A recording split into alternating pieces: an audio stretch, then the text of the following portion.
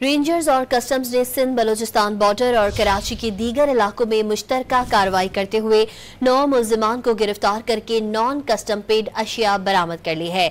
आपको खबर दे रहे हैं कराची से। सिंध रेंजर्स और कस्टम हुक्काम का स्मगलिंग की रोकथाम के लिए उन्होंने ऑपरेशन किया है और मुश्तरका कार्रवाई करते हुए 9 मुल्जिमान को गिरफ्तार करके कस्टम पेड अशिया बरामद कर ली है। बरामद सामान में कपड़ा, सिगरेट, ईरानी diesel, electric items, engine oil और कॉस्मेटिक्स का सामान शामिल है।